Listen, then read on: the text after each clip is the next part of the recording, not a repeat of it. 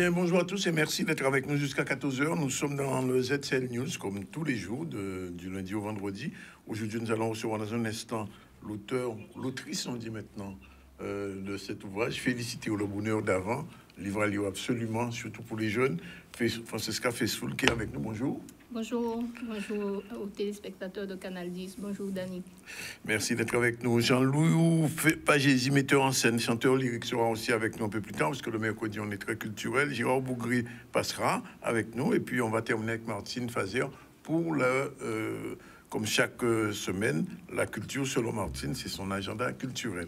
Sinon, dans l'actualité, on reviendra sur l'arrestation de 5 militants hier, militants de l'UGTG et d'autres organisations. Madame Ntoumo, secrétaire générale de l'UGTG, sera dans l'interview de Michel de Pape. Le salon des restaurateurs se fait en ce moment même encore à Jarry. Si vous avez faim, c'est le moment d'aller faire un petit tour, montrer un petit peu la diversité de notre restauration. Et ça, c'est très important dans notre pays, puisqu'on sait très bien que notre restauration, elle est de bonne qualité d'une manière générale. On en parlera tout à l'heure avec Michel de Pape. Journée de la sécurité routière au lycée Raoul Nicolo. Olivier Félix était sur place. Et puis en temps longtemps, comme chaque jour, c'est notre rubrique du jour. On va parler de petits mots le 7 décembre 92. C'était donc Derek Walcott, poète antillais de langue anglaise, originaire de Sainte-Lucie, né en 1930, était donc nommé prix Nobel. C'était le deuxième prix Nobel, second auteur noir à être prix Nobel, puisque Wole Soyinka l'avait été déjà. Et Derek Walcott est décédé en 1917. Il était très connu dans son milieu. Il a eu l'occasion d'ailleurs de venir en Guadeloupe il y a quelques années. Et c'est un de ses bouquins les plus connus, Homéros. C'était une traduction de Liliane qu'il avait organisé en son sens. Un petit hommage donc à Derek Walcott, c'est un grand de la littérature caribéenne. Et bien, nous recevons une autrice guadeloupéenne qui vient de sortir son dernier ouvrage, Félicité. On a envie d'abord de vous féliciter, Madame Fessoul, parce que c'est un bouquin bourré d'histoire. Alors, comment vous avez conçu ce roman qui est à la fois historique, mais en même temps, on sent quand même qu'il y a une petite vision sur la Guadeloupe d'aujourd'hui, au travers de... On ne plaisante pas avec l'histoire. Donc, il a fallu que j'entre dans la recherche. Oui. J'ai envie de dire, le rythme de la recherche, je l'ai parce que j'ai quand même soutenu une thèse de doctorat. Et il a fallu se mettre dans la recherche à fond. Et donc, oui, j'ai procédé à une recherche approfondie pour pouvoir ne pas me tromper avec l'histoire, parce qu'on ne plaisante pas avec l'histoire. C'est vrai. Alors, je ne sais pas si c'est tout à fait le hasard. Bon, il y a un nom de personnage qui m'a un petit peu surpris, parce qu'au moment où apparaît le roman, il y a un personnage qui avait un nom à peu près pareil, qui disparaît en Guadeloupe. Alors là, c'était Olufunke. Oui. Vous voyez de quoi je parle? Oui. Et oui, mais je ne le savais pas. Le livre, quand il a disparu, le livre était écrit depuis longtemps. Absolument, oui. Absolument. Alors, je vous lis un petit passage qui m'a... Alors, voici le premier natif de notre famille qui s'annonce, né d'une mère venue d'Afrique et d'un père issu de ce sol. Ton aïeul est le symbole de mélange de vie et de mort, de haine et d'amour. Oui, c'est notre histoire. Hein. Notre histoire, elle est construite, elle est bâtie sur la haine et l'amour.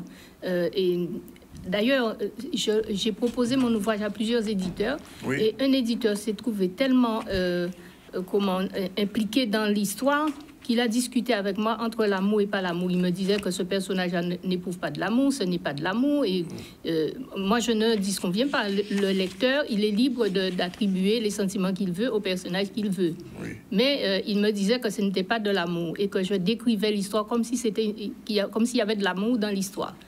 À mon avis, oui, il y a de l'amour. Oui, il y a de l'amour. Malgré les difficultés de l'époque, parce qu'il faut dire que c'est pendant l'époque esclavagiste encore, et là, vous faites un retour vers les ancêtres, pratiquement. Absolument, mais l'humanité reste dans l'homme. Hein. Oui. On a beau être méchant, mais il y a toujours une part d'humanité. Je le dis d'ailleurs dans le livre, et c'est un ancien d'Afrique qui le dit, il y a dans tout homme, il y a une part d'humanité. Et donc, oui, je maintiens qu'il y a dans cette histoire une histoire d'amour également. Oui, alors, un moment, alors il dit... la République peut offrir un nouvel avenir à cette île. Bon, alors, ça, c'est dans le passé, mais en même temps, on sent bien que c'est une phrase qui a une résonance dans le présent. C'est-à-dire qu'à l'époque que je décris, Oui. La République venait Oui. avec des idées nouvelles Oui. pour contrecarrer le système esclavagiste. Esclavagiste, bien sûr. Voilà. Oui. Et donc, les choses ont évolué depuis. La Oui. République, elle est peut-être contestée, mais en même temps, elle est acceptée. C'est la politique. Oui. C'est la politique. Elle prône l'égalité pour tous les hommes. C'est ce qui est dit là. Et en fait, bon, on a envie de dire que c'est vrai. Mais quand on voit un petit peu la situation actuelle, on sent que c'est de plus en plus compliqué. Alors moi, je vais vous poser une autre question. Quel était le projet de cet ouvrage, de ce roman, quand vous avez commencé? Quel était votre projet? La problématique, c'est la problématique de la transmission. Oui. Alors on a bien compris, on le ressent, nos ancêtres n'ont pas parlé. Oui. Ils n'ont rien transmis. Oui. Et donc chacun d'entre nous, ils n'ont pas pu. C'est ça, chacun d'entre nous s'est débrouillé, on va dire entre guillemets, pour Oui. connaître son histoire. Oui. Et on a appris chacun à notre manière et par nos propres moyens quelquefois. Donc là, je fais parler un ancêtre Oui. qui est en échange avec une personne de la jeune génération à Voilà. peine sortie de l'adolescence Tout à fait. et qui met en confrontation des idées très modernes avec ce qu'elle entend. Ce que dit l'ancêtre n'est pas contrecarré, mais en même temps, elle oppose à ce que dit l'ancêtre une parole moderne. Oui. Et c'est là qu'il y a cet échange. Et finalement, les deux parviennent à s'entendre. Oui, oui. Ils parviennent à s'entendre parce qu'ils ne peuvent pas faire autrement. Et c'est pourquoi je dis que ce roman, quand même, a une résonance dans le présent. Malgré tout. Bien Tout à qu'il fait. soit historique, mais on sent bien qu'il y a une résonance. C'est une leçon d'histoire et une leçon de réalité, quand même. Et d'humanité. Et d'humanité, surtout. Voilà. Mais ce sont deux périodes qui se rencontrent. Quelquefois, il m'arrive de dire deux périodes qui s'affrontent, mais ce n'est pas un affrontement. Ce sont deux périodes, deux époques qui se rencontrent. Et donc, il fallait cette passerelle. La passerelle, c'est la passerelle de la transmission. Et il a fallu que cet ancêtre transmette la connaissance à la jeunesse, mais lui dise aussi qu'il y a la question de la transmission du nom aussi. Oui, oui. Je disais tout à l'heure en ouverture que c'est un ouvrage que, bon, pas seulement, mais que des jeunes devraient s'approprier. Parce que, en fait, bon, alors, je vous dis ça parce que c'est vrai, il y a demain, il y a un colloque sur la mulâtreté solitude à propos du bouquin de Schwarzbard, demain au MAC. Et donc, mais quand on regarde un petit peu l'histoire, les romans guadeloupéens d'une manière générale, je dis ça sans vexer personne, j'ai le sentiment qu'en Martinique, ils sont plus axés sur cette période historique que chez nous. Pourquoi? Il y a une frilosité aussi. Hein. Il y a une frilosité que j'ai rencontrée chez les éditeurs locaux. Ah, d'accord. Parce que on vous fait bien comprendre que lorsque vous écrivez sur l'histoire de la Guadeloupe, Oui. ce n'est pas, je vais utiliser un terme un peu à la mode, bankable. C'est-à-dire que ça ne se vend pas. Il faut comprendre aussi les éditeurs, ce sont des commerçants. C'est un commerce comme un autre. Oui, ils bien engagent sûr. de l'argent et donc il faut qu'ils s'assurent de la rentabilité de ce qu'ils vendent. Oui. Et par contre, j'ai proposé mon ouvrage à des éditeurs d'ailleurs Oui. qui ont eu une meilleure résonance. Oui, c'est quand même curieux, parce qu'en fait, notre histoire, on doit se l'approprier. Et je vous dis ça pourquoi? Parce que vous avez été enseignante, je crois, et on se rend compte que pendant longtemps, l'histoire de notre pays et de nos régions était un petit peu écartée, et il manquait des ouvrages de ce type-là. J'ai souvent dit que c'était de notre faute. Parce que lorsque vous constatez que dans des programmes scolaires, il n'y a pas votre histoire, eh bien vous devez travailler à proposer des contenus à cette histoire. Oui. Voilà. Mais il y a eu des tentatives quand même. Hein. Oui, on ne peut pas dire qu'il n'y a rien eu. Il y a des historiens. Maintenant, alors, je fais une différence quand même entre l'historien, qui est dans son boulot aussi de faire des recherches sur l'histoire, et le romancier ou la romancière qui s'appuie sur des périodes historiques, comme ce fut le cas pour Félicité, ou le bonheur d'avant. Alors, le bonheur d'avant quelle époque d'avant? Oui, oui, c'est ça. Alors, c'est vrai, l'histoire de Félicité, c'est une histoire à deux volets. Oui. Elle a connu une période de bonheur. Et lorsque quelqu'un me dit, parce que j'ai eu des débats autour du livre, Et on dit que le bonheur d'avant, c'est ce bonheur où elle était en Afrique et où elle a échappé à l'excision. Et mais moi, je dis que c'était un bonheur parce que ce qu'elle a connu après, ce n'était pas du bonheur. Par contre, après, lorsqu'elle est arrivée dans l'île, il a fallu qu'elle bâtisse son propre bonheur. Son propre bonheur, dans une réalité qui n'était pas la même que ce qu'elle avait. Voilà, il a fallu qu'elle recolle les morceaux. Comme un vase brisé, elle a repris les morceaux, elle les a recollés, et elle a construit quelque chose. C'était son bonheur à elle, et c'est ça la félicité. Alors, j'ai envie de vous demander quand même, est-ce qu'un ouvrage comme ça n'appelle pas une suite?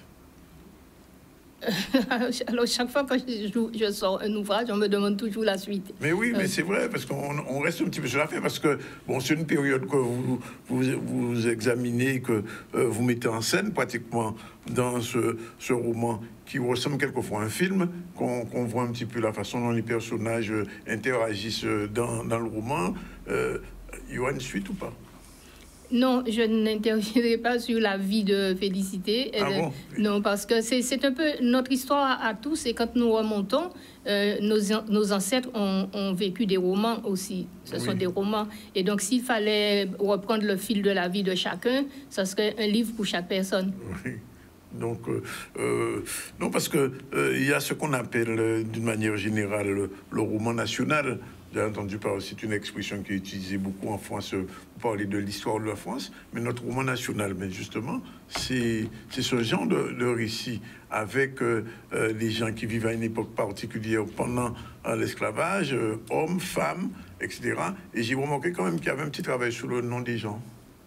Oui. Alors, moi, je suis très attachée à cela aussi. Vous avez vu le travail que nous avons fait au monde de la mémoire. Nous avons mené nos recherches pour connaître les noms des personnes qui ont vécu en esclavage aux abîmes.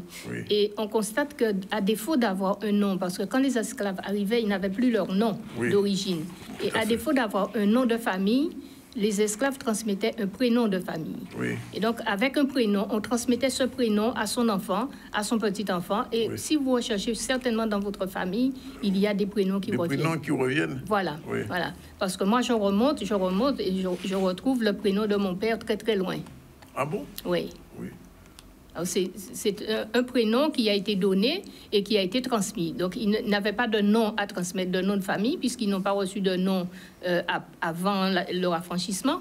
Mais ils avaient des astuces pour se donner un prénom et transmettre ce prénom à leurs enfants. D'accord. Alors, quel va être dans les jours qui viennent? Est-ce qu'il y a des signatures qui sont prévues? Alors, pas encore. C'est volontaire? Non, pas du tout. J'attends qu'on me sollicite, parce que nous avons quand même des bibliothèques. J'avais fait un café littéraire l'autre jour. Malheureusement, je n'ai pas pu être pour des raisons que je vous expliquerai, mais pour qu'un livre soit... Et bon, on passe à la télévision, j'ai tenu à ce que vous veniez ici, mais il faut quand même rencontrer ses lecteurs aussi.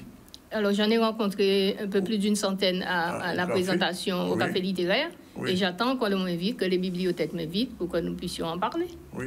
Bon, j'espère que le mot d'ordre sera entendu et que tout le monde aura à cœur à vous recevoir pour parler de Félicité, le bonheur d'avant. C'est un roman qu'il faut lire. Je dis aux jeunes qui sont pas très attachés à notre histoire ou qui ont perdu un petit peu le fil de notre histoire, retrouvez ce roman de Madame Faithfull et puis les bibliothèques de Bémao, tout près de Cap-Excellence déjà, de Pointe-à-Pitre. Pointe-à-Pitre, il n'y en a pas pour l'instant, mais Bémao... Il y a une médiathèque à Pointe-à-Pitre. Il y a une médiathèque à Pointe-à-Pitre. Ah oui, c'est vrai, elle a repris. Elle a repris. Donc j'espère que le message sera entendu et qu'on aura l'occasion d'inviter Madame Faithfull pour parler de Félicité, le bonheur d'avant, et surtout que des parents ou des jeunes s'approprient ce roman et en fassent... j'ai pas envie de dire un livre de chevet, mais un livre à lire, parce que je pense que sur notre histoire, il nous manque des choses. Et donc, d'ailleurs, je voulais vous demander quelque chose. Je me souviens qu'il y avait un premier... Ah, voilà, c'est ça. Un livre, Louis Delgrès, Toussaint Louverture, 2 figures emblématiques. Vous êtes vraiment passionné par l'histoire, c'est la dernière question. Vous savez, je n'écris pas de romans d'amour, de romans à l'eau de rose. Il faut que, quand on écrit, il faut quand même... que cela pousse les gens à réfléchir, au moins à chercher. Voilà. Et il faut que ce qu'on écrit interpelle les gens. Alors, poussé par l'histoire, oui, parce que notre histoire, elle est tellement méconnue. Je pense qu'il y a lieu d'aller chercher. C'est bien pour ça que ce travail est important. Et d'autant plus, il faut aussi dire que l'écriture, elle est très belle. J'ai pas envie de dire que c'est votre meilleur roman, mais j'ai comme l'impression que par rapport à ce que j'ai lu avant, celui-là, l'écriture est très belle. Vraiment, très beau roman. Félicité, c'est le mot. Vous me dites chaque fois la même chose. Lorsque vous avez lu Le Soleil brisé, vous m'avez dit qu'il était... Oui, mais celui-là, le niveau un petit peu... Je sens que l'écriture n'est pas tout à fait la même quand même. Mais le travail littéraire... Parce que, vous savez, l'autre jour, j'ai fait une interview de Patrick Chamoiseau qui me disait que nous, enfin en parlant des écrivains guadeloupéens martiniquais, nous ne devons pas seulement écrire, nous devons faire de l'art en écrivant. Voilà. Oui. Et nous avons une écriture particulière. Nous ne pouvons pas nous fondre dans la masse parce que nous avons... Je dis que notre histoire et notre environnement même nous obligent à avoir des idées différentes des autres. Oui. Et peut-être un style aussi différent. Un style différent, d'autant plus que nous maîtrisons la langue française, mais nous avons quand même, comme on dit, en back-office derrière une langue créole qui permet... d'enrichir. Et qui enrichit la langue française de toute manière, objectivement. Et c'est ça l'apport de la littérature. Tout à l'heure, on parlait de Derek Walcott, mais l'apport de la littérature caribéenne à l'Europe est très important. Et on voit bien de Aimé Césaire, Glissant, Chamoiseau, vous-même, Maryse Condé, etc., Pinault, tous ces gens-là porte quelque chose à la littérature française et c'est une expression, c'est une écriture qui n'est pas l'écriture d'un Français de France. Et c'est ça, et quand je vous dis que ce roman-là, moi je sais pas, j'ai envie de dire ça, que l'écriture est beaucoup plus fine. Elle est beaucoup plus fine. Merci alors. Elle est beaucoup plus fine. Merci. Alors j'ai eu la chance d'avoir une analyse de Roger Thompson et de Franck Garin le jour de la présentation du livre au Café littéraire. Oui. Et ils m'ont fait découvrir des aspects du livre que je n'avais même pas découvert moi-même. Oui, m'en félicite. M'en félicite, j'ai bien aimé, m'en félicite. Merci Francesca d'être venue. Et tenez-nous au courant des signatures, on en parlera ici, pour donner envie aux Guadeloupéens de retrouver cet ouvrage et de le lire. Voilà. Et au-delà de féliciter le bonheur d'avant, j'aimerais dire aussi qu'il est important de retourner à la lecture. Il faut lire. Surtout. Il faut lire. Il faut certainement écrire. Nous avons besoin d'autres écrivains, d'autres personnes qui expriment nos états d'âme. Mais nous avons besoin de gens qui lisent aussi. Il faut lire parce que le livre, ce n'est pas la tablette. Le livre, il a une couleur, il a une odeur, il a un toucher. Oui, et puis c'est pas du numérique. Voilà. On disait quand le numérique est paru, on disait que ça c'est la fin du livre. C'est pas vrai. Mais non, on a besoin d'un livre le soir, se retrouver. On a besoin d'un livre pour pouvoir le toucher. Et le livre, c'est quelque chose qu'on ne brûle pas. Oui, voilà, exactement. Bien, voilà, il est 12h50. On retourne à l'actualité. L'actualité, c'est l'arrestation des militants ITV de l'UGTG et de Moun Guadeloupe. Michel Depape a rencontré Maïté Ntoumou. On regarde ce reportage. Aujourd'hui, nous devons la police à Monverguin d'avoir que grand bonheur matin, ils ont arrêté camarade en nous, camarade dirigeant à l'UGTG, Didier Divron. Jusqu'à présent, bien évidemment, nous ne savons pas pourquoi, mais ils ont mené côté site. Et nous venons savoir qu'il y a d'autres militants qui ont arrêté. Donc, il y a au nombre de 5.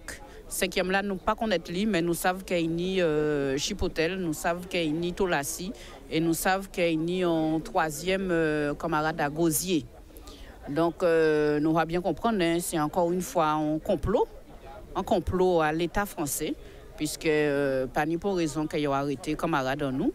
Mais encore une fois, il y a regardé qui gens ont criminalisé l'action syndicale, qui gens ont diabolisé le syndicat UGTG et fait en sorte que terroriser l'ensemble des militants, l'ensemble des jeunes, l'ensemble des gens qui ont envie de joindre la lutte, parce que nous savons très bien que nous avons en phase de renforcement.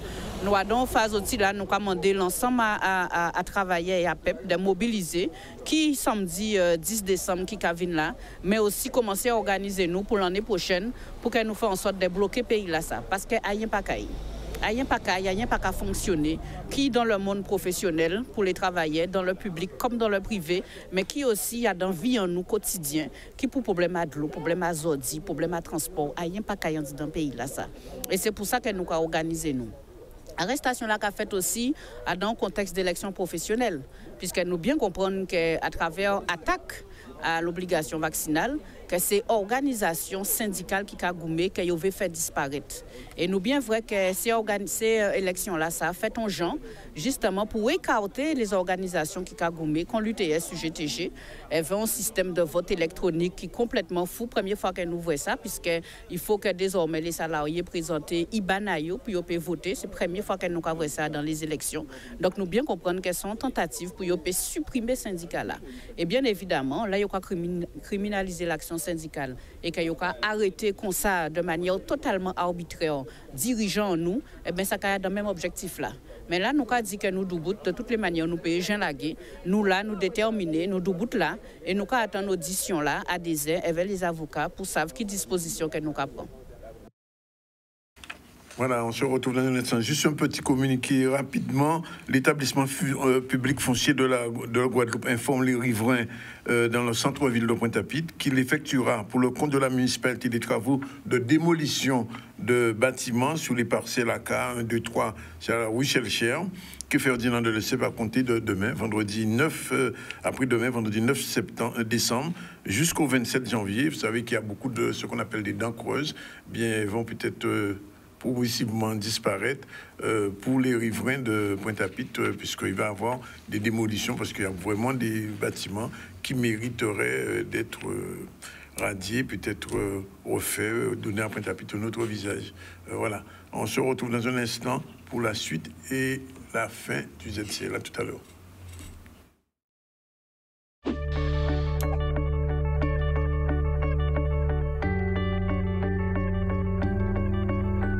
Image qu'a qu'elle file, car les moins sont chez mon pays. Disait, nous parlons de tout le monde, regardez derrière au fait final. C'est la juge. Donc, quand tu regardes dans le film, c'est. Hein? Non, boisson, moi, tu quand je ne vais pas aller au Nilembé. Depuis tout petit, on va ta maman au Nilembé, on s'en va. Non, présenter la médide. À la reprise. INS always move to the left, move to the right, and it's some music. It's music, but it's keeping.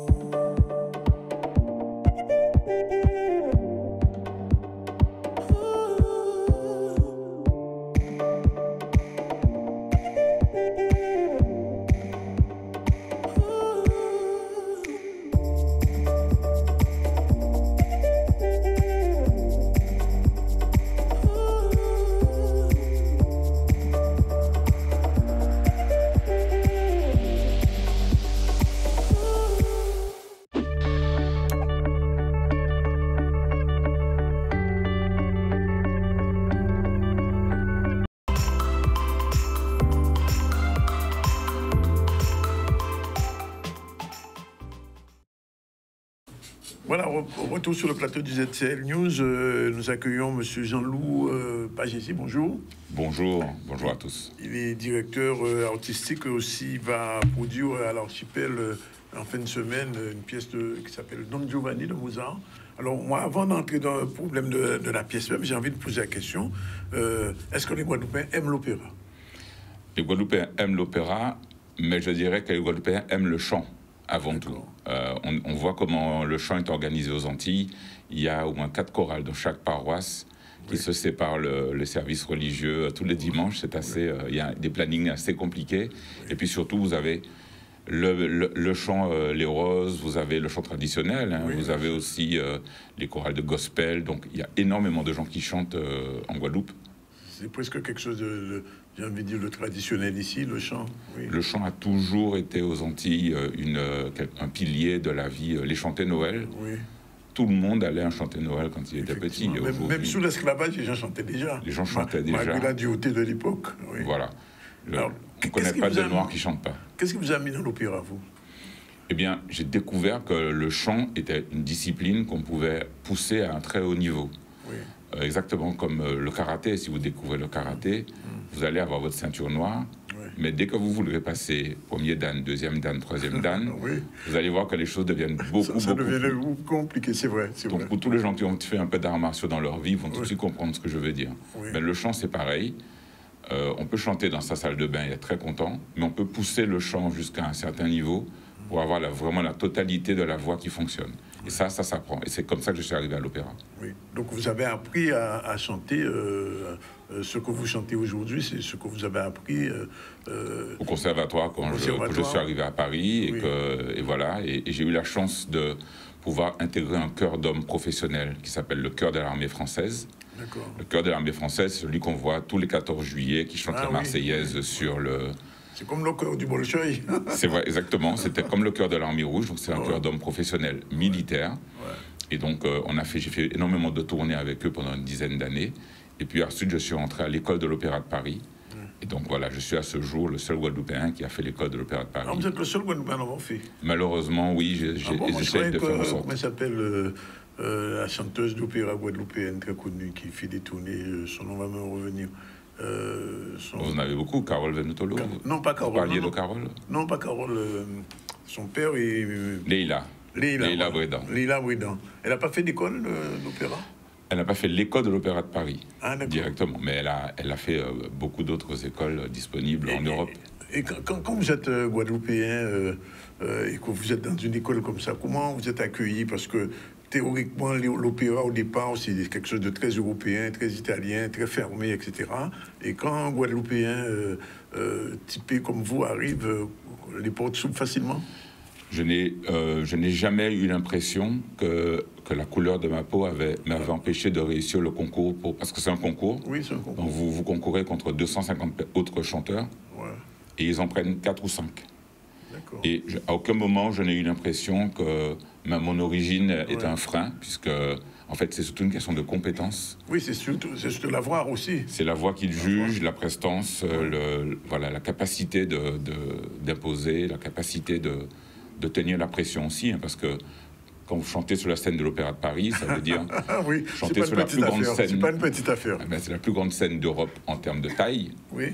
C'est une ouverture de plus de 26 mètres de largeur d'ouverture. Et puis avec 2800 places en face de vous.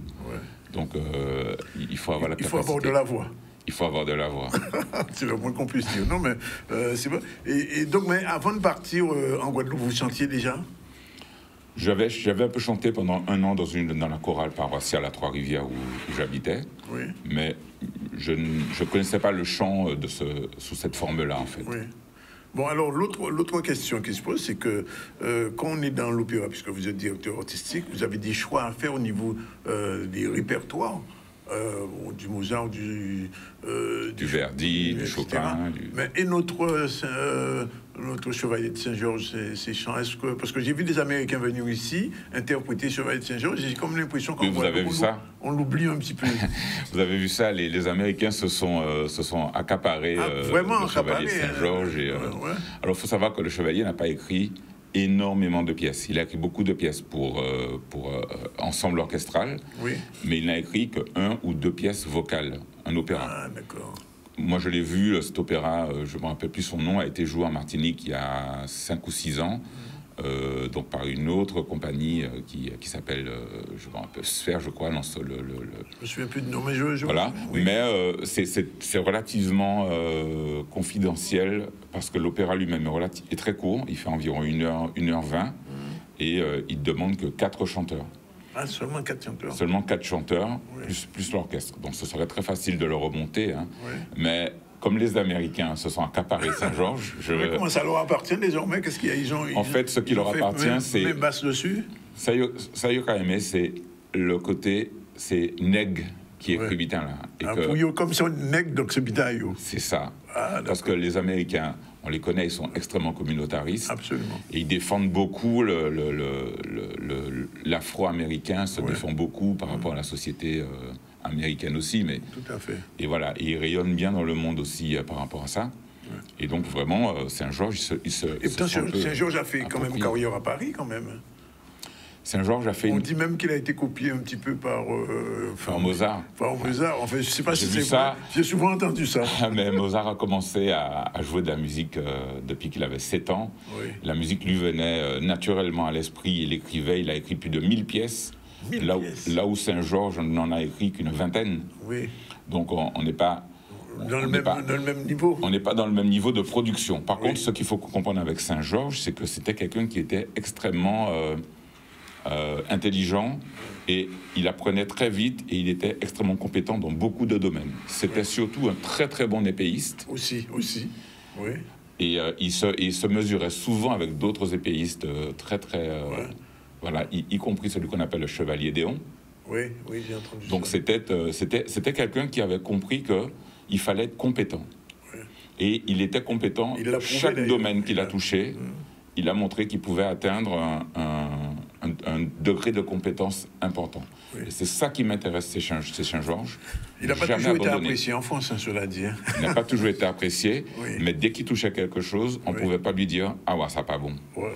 Ah, pas comme ça. Ouais. Alors, parlons un petit peu de Don Giovanni, puisque ça va être le spectacle de ce samedi à l'Archipel. Alors, sur l'image, il y a un noir, c'est de l'américanisme, ça. Eh bien, Caribe Opéra, on s'est toujours dit que l'opéra, c'est pas juste réservé à une élite, comme on l'a dit au début. Ça veut dire que qu'est-ce qui nous empêche de prendre le Don Giovanni de Mozart et de le mettre à notre sauce à nous? Parce que moi, je fais de l'opéra, ça ne veut pas dire que j'ai renié ma culture. Hein. Ah non, j'imagine pas. Donc ça veut dire que quand je viens ici, je me dis comment on peut montrer la chose pour que ça soit près du public, pour que ce soit que les gens s'y retrouvent et comprennent ce qu'est l'opéra, qui est du théâtre, du spectacle vivant. Hein. Oui. Alors sur scène, vous serez combien? Alors sur scène, on est très nombreux. Il y a un orchestre de 11 instrumentistes, plus leur chef d'orchestre, ça fait 12 personnes. On a un chœur Martinique, Guadeloupe, de 26 chanteurs. C'est une grosse équipe. C'est une grosse équipe et il y a 7 solistes. Ouais. Et vous avez une équipe, 2 danseuses, 4 danseurs. Donc on est plus de 45 sur scène. C'est un spectacle de combien de temps? Le spectacle dure 2h30 environ, 2h20 avec une pause de 20 minutes, donc environ 2h40 avec la pause. Oui. Et en 2 parties. Vous chantez dans ce spectacle? Oui, je chanterai, oui. Je fais 2 rôles dans le spectacle. Ah bon, le rôle du commandeur. Le commandeur, c'est... alors, Don Giovanni, c'est Don Giovanni. Son travail, c'est femme. Oui.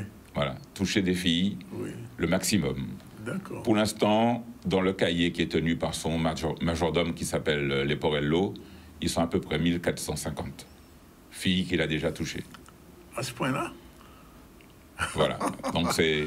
D'accord. On n'est pas loin du record de certains Antillais, mais... je rigole. Quand même, 1450, quand même, non, on n'est pas arrivé à ce stade-là. Sauf que lui, il lui faut une par jour, c'est-à-dire que chaque journée, il faut qu'il change, il ne peut pas rester avec une fille. Là, le maximum qu'il a fait avec une fille, c'est 3 jours. C'est Donna Elvira, c'est voilà, qui lui a promis... Sa vie, c'est la femme. Sa vie, c'est la femme. D'accord. Or, il se trouve qu'il arrive... on ne sait pas comment, chez la fille du commandeur. Oui. Le commandeur, c'est donc le notable du village, voilà. On ne sait pas comment il arrive là. La fille, elle ne sait pas comment il est arrivé là. Elle a cru que c'était quelqu'un d'autre, on ne sait pas trop. Mais en tout cas, toujours est-il que quand il s'en va, il y a un esclandre, le commandeur arrive et il le tue.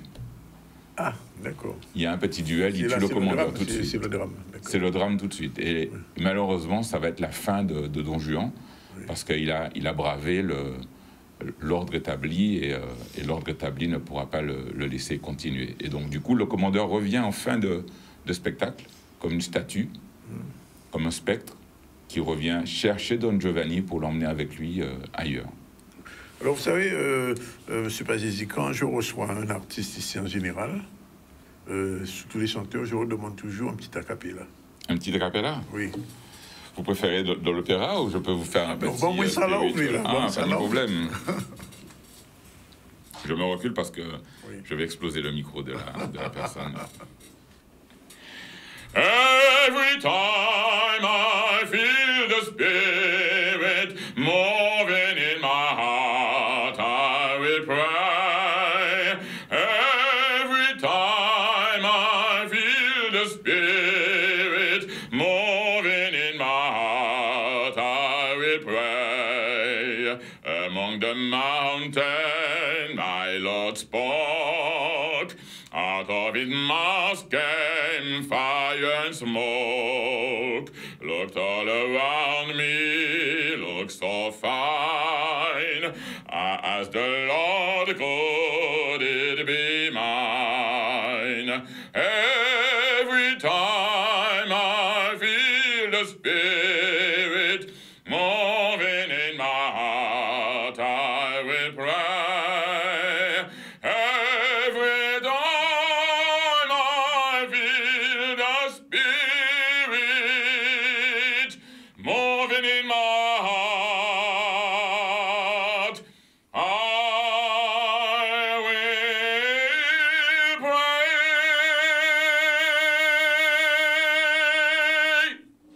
Waouh, bravo. Ils vont même, alors vraiment, ah oui, même l'assistante, même tout le monde a, je sais pas, Jordan, c'était bon? Ah, c'était bon. Ah non, ils vont même. C'était en anglais en plus, hein. Oui. C'était même pas en italien, hein, c'était en anglais. Ouais, j'ai choisi plutôt l'anglais, plutôt un truc qui me parle, que j'aime bien. Et Don Giovanni, ce sera en italien? C'est en italien, mais pour la narration, enfin, normalement, dans l'opéra, il y a le chant en italien, et puis il y a ce qu'on appelle le récitatif. Tout à fait. On a choisi de traduire le récitatif et de le faire en parler, ce qui permet vraiment au public de suivre l'histoire très facilement. Ouais. Ben, c'est une bonne chose. Après, Don Giovanni, alors vous faites un spectacle en Guadeloupe? Un spectacle samedi soir à l'Archipel à 20h, et on part en Martinique tout de suite après. Oui. Et on joue la semaine prochaine, le 14, à la Tropicatrium. À l'Atrium. Et vous avez déjà joué Don Giovanni en France? Moi, personnellement, oui. C'est un rôle que j'ai chanté plus de 40 fois à l'opéra. Oui. Donc, oui. Oui, c'est quelque chose que vous connaissez bien. Bon, en tout cas, félicitations. Merci En beaucoup. Guadeloupéen à ce niveau et qualité, voilà bon. Ah, mais c'est très gentil. Ah non, mais bon, vraiment, ça donne envie de venir. J'imagine que les gens qui ont regardé ça vont se précipiter à l'Archipel le 10 décembre, samedi, pour voir Don Giovanni, mise en scène donc par Monsieur Pagési. Mise en scène par Olivier Cohen. Moi, je chante, donc je ne fais pas tout. Mise en scène par Olivier Cohen avec Gaspard Bécourt à la baguette, et puis des chanteurs ultramarins. Et 45 personnes sur scène. 45 personnes sur scène, et des chanteurs ultramarins comme Steve Bourridet-Nelson, qui est vraiment guadeloupéen, Marie-Claude Botius, qui est martiniquaise, Jocelyn Michalon, martiniquais, Blaise Rantoinina, qui est malgache. Oui. Donc voilà, on fait venir vraiment des chanteurs d'un peu partout. Fée Avouglan, qui est d'origine afro-américaine. Voilà, donc c'est une belle équipe. Des sponsors, des partenaires, enfin voilà. Vous savez qu'il y a depuis plusieurs années l'idée d'un conservatoire en Guadeloupe qui circule comme ça. J'ai entendu plusieurs présidents de région annoncer ça. Ça devient nécessaire. Ça devient plus que nécessaire parce que finalement, on est obligé de se substituer, nous, aux structures qui devraient être en place au niveau de nos collectivités territoriales, pour pouvoir donner des cours à des gens, leur proposer ce qui se trouve au même niveau que ce qu'on peut trouver ailleurs dans le monde. Voilà. Donc ça devient nécessaire, oui. Je pense que le message est entendu. En tout cas, merci d'être venu et à samedi. Public qui écoutez nous là, qui écoutez Pagési, sont guadeloupéens, j'entends ça, même s'il ne peut chanter en créole, il chante en anglais, mais il peut maîtriser. Il faut qu'on joue. Alors, dernière question, je ne vais pas vous lâcher comme ça. C'est possible un jour de faire, avec des chansons guadeloupéennes, de faire monter le niveau comme ça, au niveau de la voix? Bien sûr, on demande aux compositeurs de composer en créole.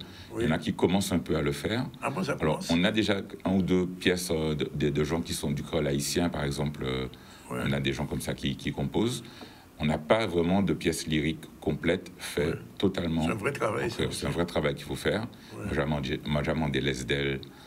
Ah oui, Jean-Michel? Oui. Bah oui, Jean-Michel est là. Pour qui ça? Il peut pas faire. Il fait de la musique, c'est vrai en plus. Il a fait une messe qui est un peu en latin créole. Il a fait un double CD il y a quelques années. Et il y a des. J'avais des pièces pour chœur. Voilà. Ça a été enregistré à Cuba, mais. Ça peut être mis en scène. Bien sûr. Ouais. Bon, quoi espérer que ça. À bon entendeur, salut, composez. Ok, à samedi, merci d'être venu. On retourne à l'actualité. C'est bien sûr. Alors, je ne sais pas si on n'a pas. Oui, sur le salon de restaurateurs se fait toujours. Il s'est fait depuis hier, il a commencé et il se termine aujourd'hui. Michel de Papité, s'il vous plaît, on regarde un peu. Aujourd'hui, nous sommes au CWTC, donc sur le salon des restaurateurs des îles de Guadeloupe. 2 jours de salon, ça a commencé aujourd'hui, donc c'était l'inauguration. C'est l'aboutissement d'un travail qui a commencé à peu près il y a 3 ans, où nous avons créé une association pour représenter le secteur de la restauration et des métiers de la bouche. Nous avons des jeunes chefs et nous avons tenu à mettre en avant les jeunes chefs qui ne sont pas connus, parce que le talent, eh ben, c'est en chacun d'entre nous. Aujourd'hui, ils sont challengés sur des produits mystères, donc je ne suis pas encore allé sur le stand, je sais un petit peu ce qu'il y a dans le panier, mais on va voir ce qu'ils vont réussir à nous préparer. En tout cas, le secret de la cuisine, c'est d'y mettre le cœur. Depuis plus de 10 ans, il a initié ses concours, notamment avec le trophée des chefs, le défi des chefs. Et moi, tout simplement, j'ai continué le travail qu'il a fait en amont. Et donc aujourd'hui, pour nous, c'est important de pouvoir mettre les talents guadeloupéens, mais aussi les jeunes apprenants, donc à savoir le lycée hôtelier qui nous accompagne aujourd'hui avec les jeunes. Donc c'est aussi leur montrer le métier de cuisinier, mais aussi potentiellement créer des emplois, parce que ces jeunes-là, forcément, ils ont besoin de stages, d'emplois, et on sait bien dire que les métiers de l'hôtellerie et la restauration ont besoin cruellement, quotidiennement, d'emploi. C'est pour vous montrer à tous que les jeunes ont du niveau en Guadeloupe. Voilà. Alors aujourd'hui, je vais revisiter un peu l'œil de bœuf. Donc on va passer sur un petit œil de bœuf juste poêlé et flambé, comme c'est le rhum vieux. Donc voilà. Je vais juste le poêler. Là, je suis en train de lever le filet pour récupérer la tête, que je vais faire un fumet avec. Voilà. Je vise la première place. Voilà. Je vise la première place. La région a un stand sur l'événement qui valorise les restaurateurs.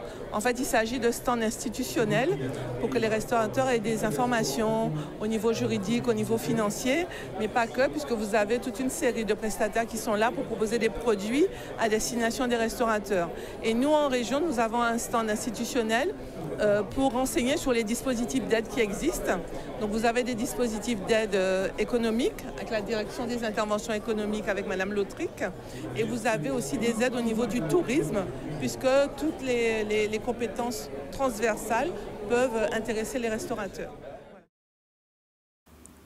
Voilà, Miam Miam, ça va enfin vraiment, et c'est tout près là, sur le Trade Center. Tout à l'heure pour la suite du ZCL, deuxième pause.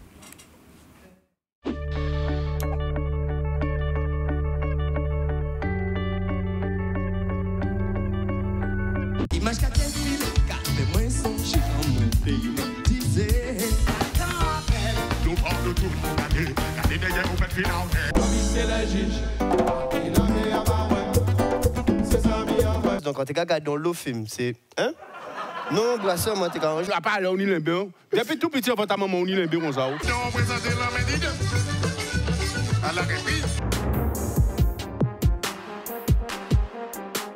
INS always move to the left, move to the right. And it's some music, it's music, but it's keeping...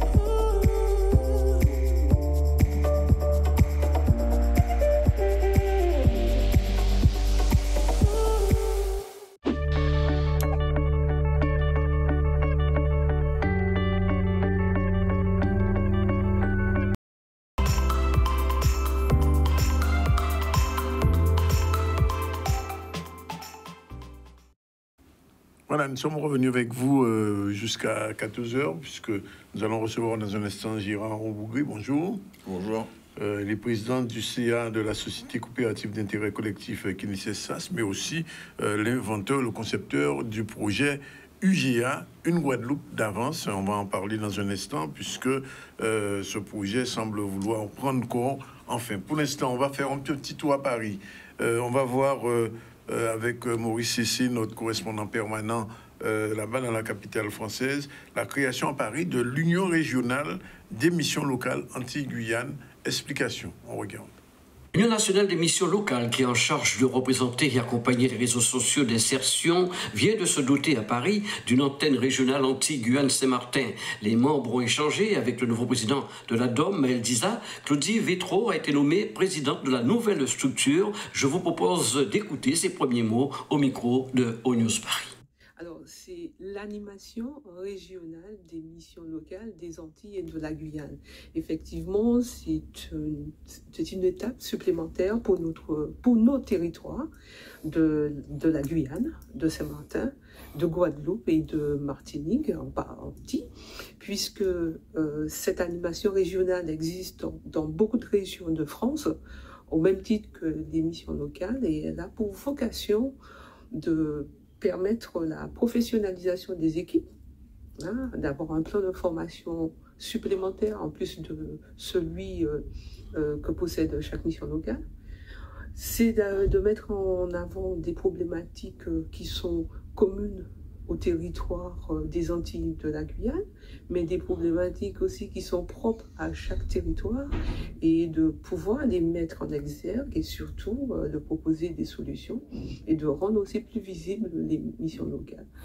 Alors, cette animation régionale est importante pour nous parce qu'elle sera la voix de toutes les missions locales des Antilles et Guyane, celles qui sont adhérentes à cette animation, être la voix non seulement au niveau de l'Union nationale des missions locales, pour qu'on nous prenne davantage en compte, qu'on soit plus visible, qu'on nous considère aussi comme un ensemble avec des problématiques communes et propres, mais que notre voix aussi porte au niveau des différents ministères. Parce que voyez-vous, lorsque vous dites que vous accompagnez 5000 jeunes, c'est pas la même chose que lorsque vous dites que vous accompagnez 50 000 jeunes. Et puis surtout, moi j'ai envie de dire, tous ces dispositifs nationaux qu'on applique un peu partout de manière indifférente sur tous les territoires, montrer que nos territoires sont particuliers, avec un tissu économique composé de très petites entreprises à 80%, avec des jeunes qui souffrent de beaucoup de problématiques, des freins à l'emploi. Nous sommes en droit de demander une adaptation de ces dispositifs avant qu'ils ne soient appliqués chez nous. Donc ce qu'on veut, c'est nous faire entendre avant et non pas nous essouffler après en disant que on ne peut pas, ou bien c'est trop complexe, etc. Oui, dommage que le son n'était pas d'une très bonne qualité.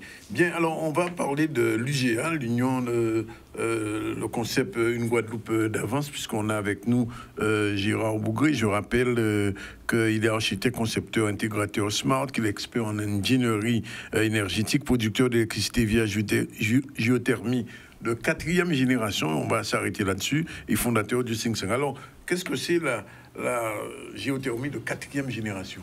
Alors, si ça ne vous dérange pas trop, j'aimerais quand même dédier une minute de silence pour M. Cyril Kalala Omotunde, que je surnommais NKO, s'il vous plaît. D'accord, on fait une minute de silence.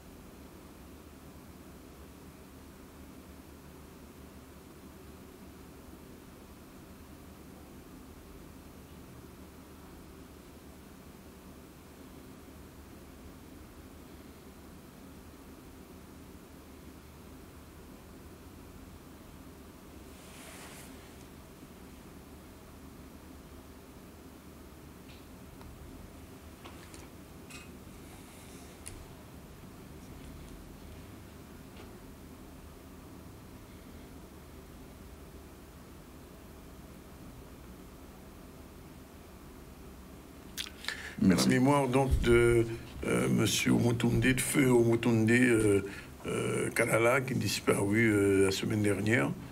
Vous aviez travaillé en communauté avec lui, en mutualisation vraiment, et vous étiez sur des projets communs. Oui, effectivement. Je remercie aussi Madame Bogarel et tout un certain nombre de personnes qui, à mon retour ici il y a à peu près 2 ans, m'ont permis de rencontrer un certain nombre de personnes qui, au fil de l'eau, ont pu se familiariser, en tout cas apprendre à me connaître, apprendre aussi à échanger avec nous sur les différentes possibilités qu'il y avait en termes de développement à partir des énergies renouvelables non intermittentes. Et effectivement, lorsque NKO a compris les enjeux liés, parce que la géothermie c'est un élément aux enjeux du changement climatique, des réductions de gaz à effet de serre, et que la Guadeloupe était dotée de moyens et de richesses insoupçonnés pour pouvoir aider à faire en sorte que le monde entier puisse disposer d'une électricité verte et ensuite d'un hydrogène vert, parce que beaucoup de gens parlent d'hydrogène vert, mais en fait leur hydrogène n'est pas vert. Le nôtre est vert, celui du Mali est gris parce qu'il est dans le sous-sol. Et il a adhéré tout de suite à ces idées, à ces concepts et à ce projet de base. Il y en a plusieurs, mais à ces projets pour voir dans quelle mesure il pouvait contribuer, apporter sa contribution de manière à ce que toutes ces vérités, toutes ces possibilités, toutes ces opportunités puissent être accessibles avec sa notoriété à tous les Guadeloupéens, voire le monde entier. Parce que j'ai été appelé par pratiquement tout le monde entier. Oui. Quand vous dites que la géothermie 4e génération est une source inépuisable d'énergie, peut-être que les Guadeloupéens ne comprennent pas ce discours. Qu'est-ce que vous pouvez ajouter de plus pour faciliter la compréhension? Alors, le docteur Joseph le ferait encore mieux que moi, parce qu'il a trouvé parce qu'il est avec nous dans cette dynamique-là, et il a trouvé des mots qui pédagogiquement parlent.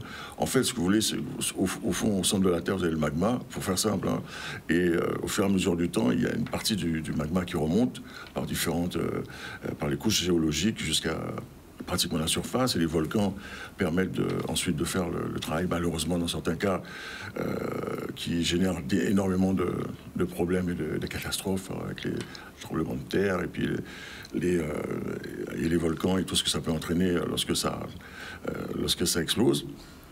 Et il se trouve qu'il y a à certains endroits sur Terre si vous voulez, une distance entre la surface et cette chaleur disponible qui est relativement pas importante. Évidemment, dans les zones volcaniques, c'est le cas.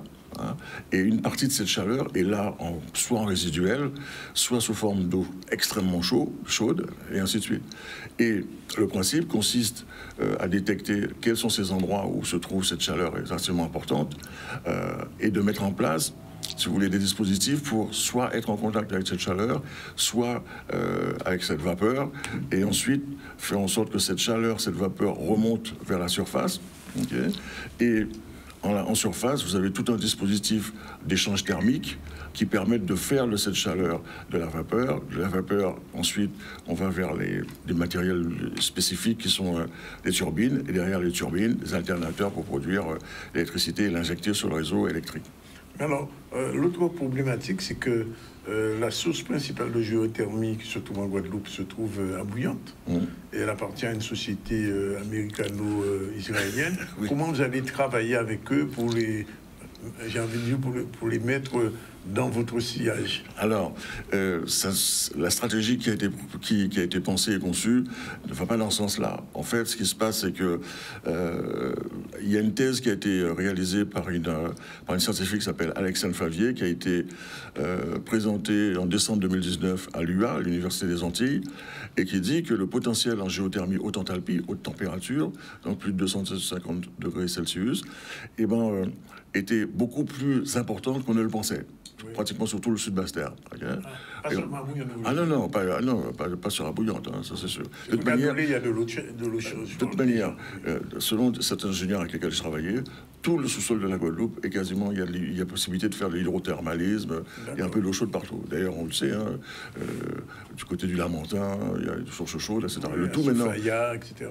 Voilà, toute Sofaya, etc. Le tout maintenant resterait à caractériser ce genre de ressources, parce que c'est une ressource ressources, parce qu'avec une eau d'une certaine température, on peut faire plein de choses par ailleurs. La preuve, la ville de Grigny, avec lequel mon frère Jean, que je salue au passage, a mis en place tout un système avec la géothermie basse et moyenne énergie pour alimenter en eau chaude, douche et tout le reste, une commune, près de 35 000 logements, je crois, dans la ville en question. D'ailleurs, on doit faire un jumelage avec la ville de Grigny, puisque eux, les responsables qui ont parlé de nous aux élus guadeloupéens et martiniquais il n'y a pas très longtemps, ont décrit comment ils avaient procédé, quelles économies ils faisaient, combien ça avait coûté, etc.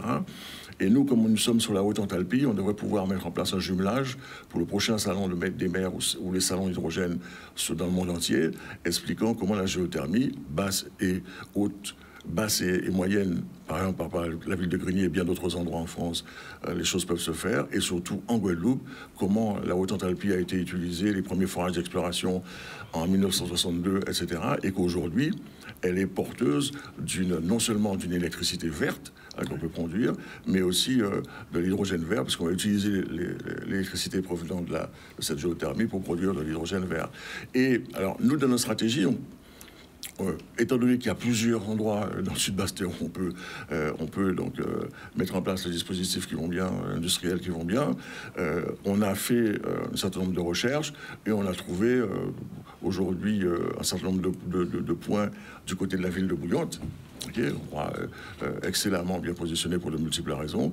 Et ce qu'on prévoit de faire, en fait, UGA Géocalg.H2, c'est quand même une centrale de 100 MW du côté de la pointe de la Lézarde. Ça a été repéré depuis bien longtemps. Et en attendant qu'un certain nombre de choses évoluent, j'espère, dans notre sens, puisqu'on a demandé à l'État français, dans le cadre du projet qu'on a déposé en même temps, le fait de voir dans quelle mesure on pourrait racheter les 40% qu'il possède au travers de la Caisse des dépôts et consignations, 20% au travers de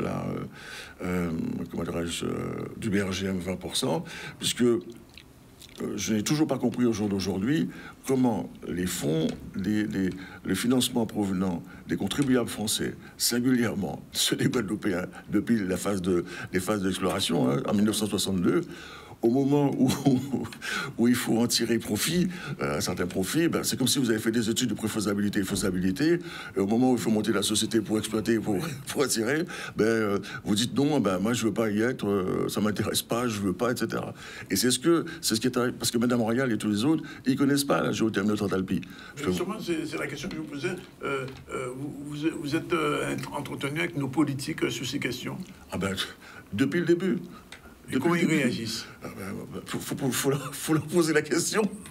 Nous, en tout cas, le dernier qu'on a vu, et encore une fois, c'était pas pour leur demander quoi que ce soit, c'était pour faire en sorte que la population de Guadeloupe, au sens le plus large du terme, aussi bien les jeunes du 4 chemins que X, que Y, Z, puissent enfin entrer dans une dynamique de connaissance, d'apprentissage de ce que c'est réellement qu'une vie économique au travers d'une entreprise, puisqu'ils y participeront directement dès le départ avec un euro symbolique pour participer aux assemblées générales ordinaires, extraordinaires, etc.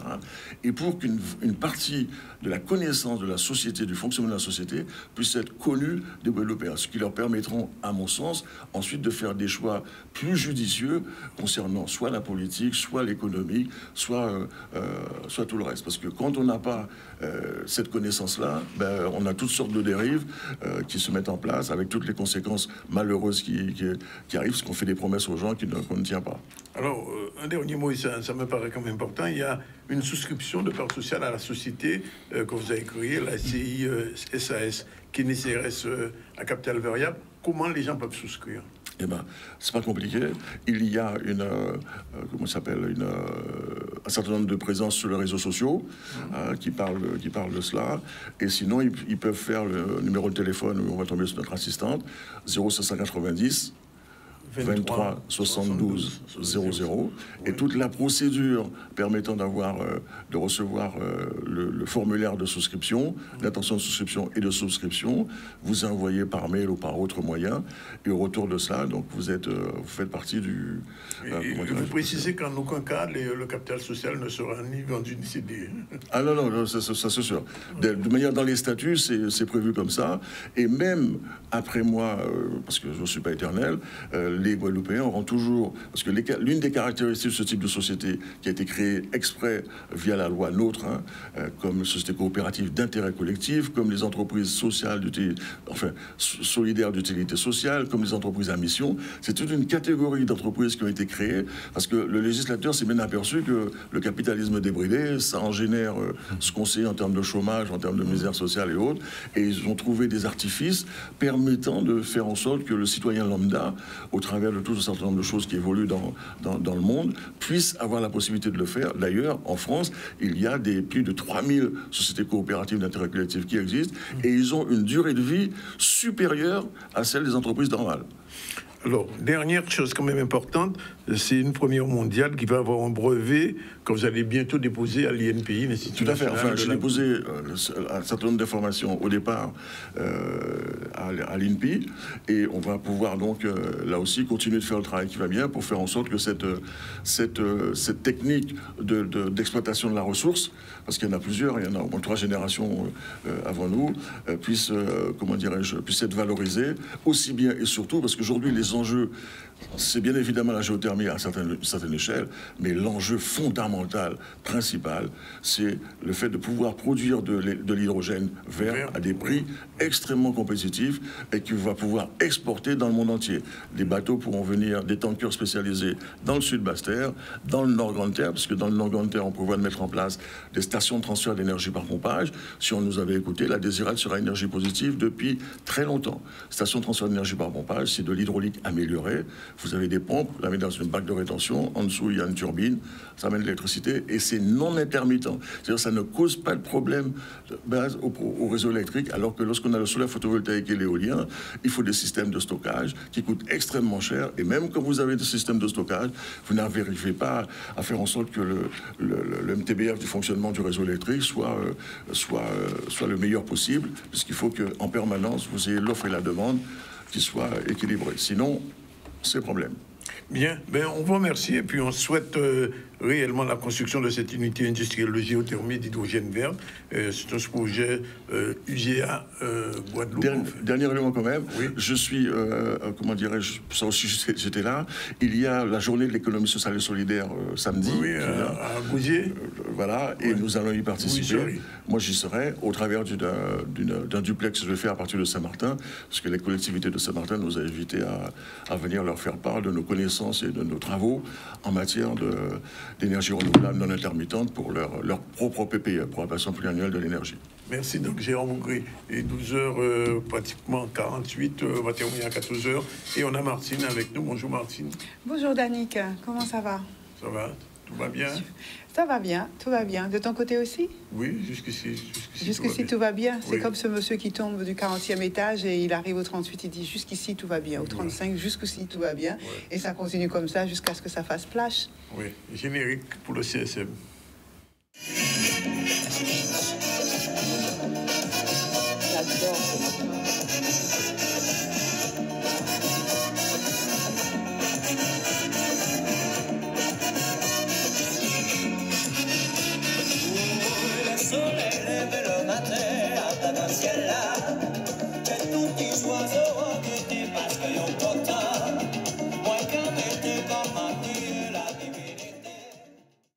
Voilà, Martine est avec nous et va nous donner un petit peu le programme de la semaine. Et c'est Focus, on t'écoute. Merci beaucoup Danick, j'espère que tu vas bien, que tous nos téléspectateurs et auditeurs vont bien. Et je vais envoyer un petit salut spécial sur cette dame que j'ai rencontrée il y a si peu de jours dans un magasin du Moule. Donc je lui fais un petit coucou, elle se reconnaîtra, une nouvelle fan qui s'est dévoilée à moi. Cette semaine, j'en ai rencontré beaucoup. En tout cas, je vous remercie tous de vos encouragements et des félicitations que je transmets aussi à Danick pour la qualité de cette émission. Merci. Voilà. Merci. Alors, ceci étant dit, donc je suis ravie de vous retrouver. Et donc, on va faire un petit éphéméride parce que nous allons y revenir. Nous sommes au mois de décembre et l'éphéméride est intéressant lorsqu'on est au mois de décembre puisqu'on compte les jours jusqu'à Noël et jusqu'au Nouvel An. Absolument. Jusqu'au Père Noël. Exactement. Et là, jusqu'à la Mère Noël, mais qui va venir un peu plus tôt cette année. En tout cas, nous allons fêter les Saint-Ambroise. Et puis, nous sommes le 341e jour de l'année. C'est vous dire qu'on se rapproche terriblement. Et il ne reste plus que 24 jours jusqu'au 31 décembre et moins de 18 jours jusqu'à Noël. Tu te rends compte? C'est déjà là sur nous. Ça va passer vite, ça va passer vite. Voilà. Et cette année, Noël va tomber un dimanche, enfin en tout cas pour le 25 décembre. Et on rentre dans la 49e semaine, donc il ne reste plus beaucoup de temps pour faire les paquets, pour aller de l'avant. Et quand je dis aller de l'avant, figure-toi, je vais parler de calendrier de l'avant. Oui. Qu'est-ce que c'est et pourquoi il y a des calendriers de l'avant? À quoi ça sert? Et pourquoi c'est faire? Alors, le calendrier de l'Avent, c'est important de le dire. On est déjà le 7 décembre. Il reste encore du temps pour acheter des cadeaux. Mais souvent, ceux qui sont les plus impatients, ce sont les enfants. Ils attendent Noël avec impatience et trépignent. Et c'est pour ça que ces calendriers de l'Avent ont été, on va dire, créés. Pas seulement à cause de ça, mais c'était déjà pour permettre aux enfants de patienter jusqu'à Noël. On leur offrait un calendrier de l'Avent pour leur permettre de compter ensemble les jours. Et pour les enfants qui ne savaient pas compter, eh bien, le calendrier de l'Avent, c'est un petit carton avec des petites fenêtres et il suffisait d'ouvrir chaque petite fenêtre pour pouvoir y trouver un petit présent, un chocolat, un bonbon, un petit mot en fonction de l'enfant, s'il savait déjà lire ou pas. Et puis, bien sûr, ça s'est amélioré, le calendrier de l'Avent. Ce n'est plus que ça. Mais avant de parler des améliorations ou de ce qu'on trouve aujourd'hui, il faut dire que tout à fait auparavant, le calendrier de l'Avent avait pour objectif de permettre aux chrétiens d'attendre eux aussi Noël. Et il avait pour objet de faire découvrir chaque jour aux petits-enfants chrétiens et aux plus grands qui le souhaitaient une image pieuse, un message biblique au sein de ces petites fenêtres qui étaient ouvertes. Effectivement, ce calendrier de l'Avent était l'écho, tout simplement, de l'attente des chrétiens en période de Noël. Alors, il faut dire que ce calendrier a d'abord été inventé par les Germains, enfin, c'était une tradition germanique, avant de totalement être une tradition finlandaise, où effectivement, on offrait déjà, il y a depuis le 19e siècle, on offrait aux enfants des images pieuses dans le cadre de ce calendrier. Aujourd'hui, on en trouve divers et variés, sous forme de petites maisons, sous forme de chaussettes pendues à des fils, sous forme également de petites bottes qu'on peut faire de différentes manières. Le calendrier de l'Avent, c'est aussi quelque chose qui peut vous permettre d'être très inventif, très créatif, et il faut s'en donner à cœur joie. Et enfin, pour terminer sur ce sujet, qui s'est emparé en dernier des calendriers de l'Avent? Eh bien, toute la grande distribution et surtout les grandes marques. Par exemple, les parfums, les marques de bijoux, les marques de produits de beauté font tous leur calendrier de l'Avent avec à l'intérieur des petites fenêtres, mais qui s'ouvrent bien sûr sur des produits de beauté, des mini-échantillons, et chacun ayant pour attrait de vous rendre bien plus beau et bien plus belle pour cette fameuse nuit de Noël. Tu as vu comme c'est poétique? Ben, apparemment, c'est bien pensé. Hein. C'est bien pensé. Alors, après avoir été de l'avant, je vous propose de poursuivre ce chemin, toujours un pas en avant, et je vais vous parler de campagne de subvention, parce que c'est cette période aussi, au mois de décembre, où vous pouvez faire vos appels, répondre à des appels à projets, et faire répondre également à la campagne de subvention que lance la DAC Guadeloupe. Donc, toutes les demandes d'aide au projet, c'est maintenant, c'est en ce moment. Fonctionnement au projet et au fonctionnement pour la création artistique, la transmission culturelle et bien sûr le patrimoine. 3 formulaires sont à votre disposition pour ça, et donc qui vont toucher l'aide au projet et le fonctionnement. Ils sont à votre disposition sur le site de la DAC. Donc, vous avez parmi ces formulaires des dispositifs qui concernent la création artistique, la transmission culturelle et le patrimoine. Donc, tous les porteurs de projets vont contacter directement le service de la DAC ou le conseiller compétent de la DAC selon le secteur culturel ou le secteur artistique, dans lequel il se trouve et dont il relève. Ils vont pouvoir s'informer sur les dispositifs, les soutiens qui peuvent être mis en place. Beaucoup d'autres aides existent actuellement.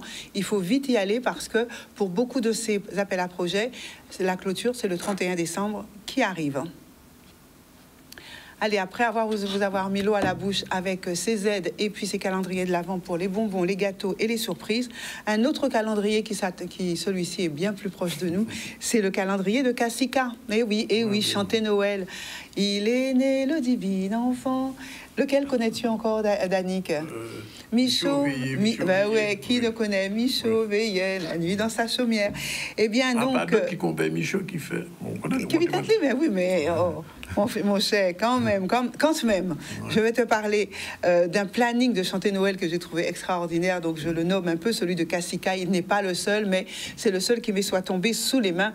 Et donc, dès ce jeudi 8, ils vont être à Jarry, apparemment pour un concert privé. Le 9, 9, ils vont être à Sainte-Anne sur la place du Bourg. Le 10, ils vont être à Basse-Terre au Champ d'Arbaud. Le dimanche 11 à Sainte-Marie-Capesterre-Bello. Le mardi 13 à la Ville des Abîmes, offert par l'Office du tourisme. Enfin, vous aurez le mercredi 14, ils sont à Matouba, à Saint-Claude, Goyave. À vendredi 16, à Capesterre-Marie-Galante. Le samedi 17, au Moule. Et le dimanche 18, Carrefour d'Estrélande. Petit-Bourg, ça sera le 21. Et le jeudi 22, ils sont encore à Capesterre-Bello, sur le parking du stade municipal. Et enfin, le vendredi 23, parc d'activité de Jarry. Tu imagines, Danick, là, il n'y a pas de... C'est un cassicatour. C'est un cassicatour et c'est industrialisé au plus haut niveau. Allez, après avoir fait ce cassicatour, on a forcément faim. On s'arrête un petit coup. Où ça? On s'arrête à la Dars, plus précisément au Yacht Club. Oui, Et oui, qui nous propose une soirée, je ne vous dis que ça. Regardez sa belle dame et sa belle robe fendue. Ouais. Cocktail dînatoire, Love Party au Yacht Club. Donc c'est là, c'est le 10 décembre prochain. Donc, tout le monde connaît le Yacht Club. Maintenant, quel Ardenois.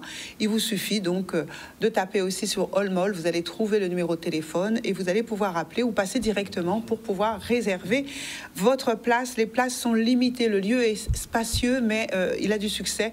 D'autant plus qu'il y aura un trio musical avec des artistes bien connus de la place qui vous feront passer une excellente soirée. Je poursuis avec toujours encore un spectacle, mais cette fois-ci le 9-12. C'est la pièce qui s'appelle « Oh oh, pas vrai ». C'est au Hall des Sports à Sainte-Rose. Donc, à ne pas confondre. À ne pas confondre avec le Hall des Sports.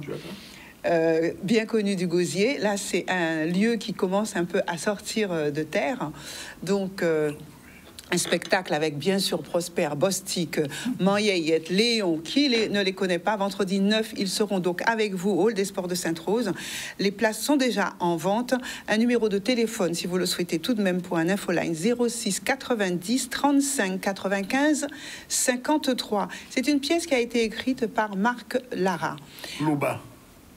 Loba, pardon. Mais je pensais à Monsieur Lara et tu vois, c'est Loba et non Lara. Toutes mes excuses. Ensuite, nous poursuivons avec le pas vrai. C'est un colloque. Je vous propose un petit colloque. Il faut aussi se cultiver à tout point de vue. Alors là, il va falloir que je fasse vite. C'est le 10 décembre, c'est maintenant pratiquement le Conseil départemental de la Guadeloupe qui nous invite au Centre d'études et de recherche de Morne-à-l'Eau en partenariat avec le Coreca et qui nous présente un colloque autour de Jacques Stéphane Alexis, qui est un contemporain. Ça, c'est le samedi 10 décembre et c'est à partir de 8h, résidence départementale du Gosier.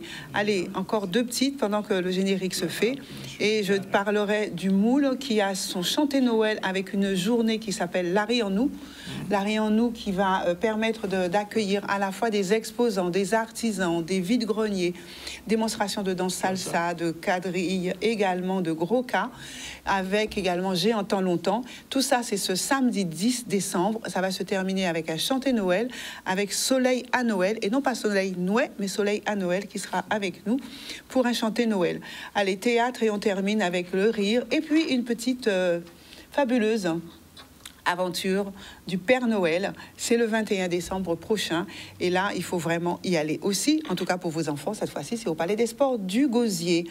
Voilà. Et là, il y aura tous les personnages préférés de vos enfants. Merci beaucoup pour cette écoute. Merci, Martine. Je rappelle très rapidement qu'on a débuté le ZCL avec Madame Francesca Fescoul et son ouvrage qui vient de sortir, Félicité ou le bonheur d'avant. C'est un roman historique nous a présenté. Et j'invite les jeunes et même les moins jeunes à le lire. Jean-Loup Padjesi, qui présente Don Giovanni, ce week-end à l'archipel, était avec nous. Il a fait une belle interprétation. Ah ouais, m'ennuie vraiment, c'était super. Chouette, hein. Un Guadeloupéen qui a fait l'Opéra de Paris. Et il nous a fait ça. Après, on a reçu Gérard Bougré pour une Guadeloupe d'avance et son projet de géothermie, non pas seulement à Bouillante, mais en Guadeloupe. Et il a rendu hommage à Kalala Omutunde, décidé récemment, avec qui il travaillait. Et puis Martine est venue, bien sûr, terminer avec le CSM. C'est pas le CSM, mais c'est la CSM.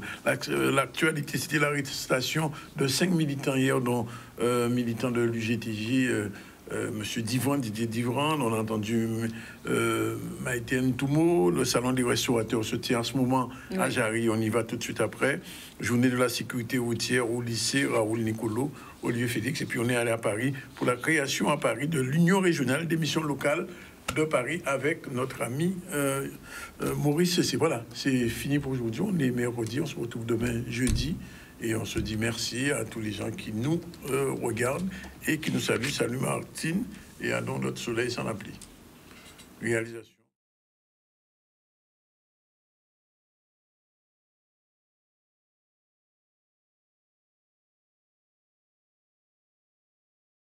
Donc là, attends, on va y annoncer. Ben, Jordan continue. C'est le réalisateur d'aujourd'hui avec Njoana à la réalisation et à l'assistance. Voilà. J'ai salué tout le monde et on se retrouve demain à la même heure.